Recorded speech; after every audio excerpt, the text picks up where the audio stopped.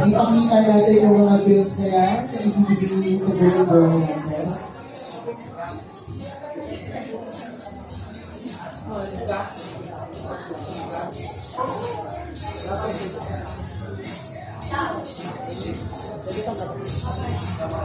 And now, let us see for the next month program, gagawin po ng ating mga guests for 18 bills. Pakilagay nga po yung isang kami ninyo sa likod ng mga batang ninyo. And then, yung isa naman po ay sa gawang. Yan, po-post lang po kayo ng ganyan, parang sakit batang post.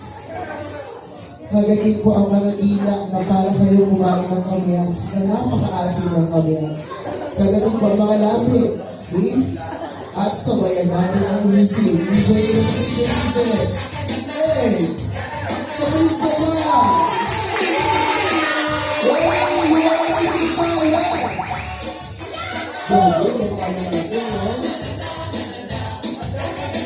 Sige ba, kailan natin na ready go?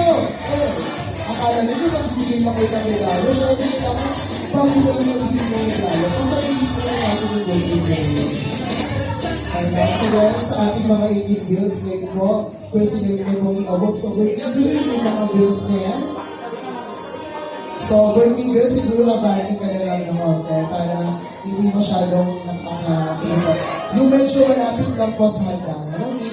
Then huwag po maalis sa pag naibigay niyo sa birthday girl kasi mag-picture naman tayo kasi birthday girl yung may hawak ng bills. Dito, yan po ay sumisimbula sa mga blessings na madatanggap po ng birthday girl, Nazir, and every now, and forever blessings na madatanggap niya. Dahil sa mga pagiging generous po ninyo, magagamit po niya yan sa next journey niya sa gano'n. Huwag po na naalas po po after magbigay ng gift. Dahil mag-feature po tayo ng si Debutant naman ang may hawak ng bills. Kung press naman po kayo, lapit kayo sa birthday girl. Sige po, lapit po tayo.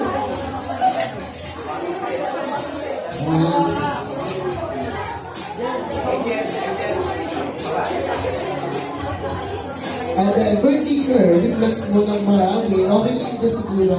I-flex mo yung mga bills mo. Di ba ang dami ka naman yung bills? Parang gusto ko putangan sa interest mo. Tingin po sa photographer. Get ready, your big smile. Pwede na yan pang Bangkok tour. Closer. Thank you so much po. Napaka-joyous na sa birthday girl na.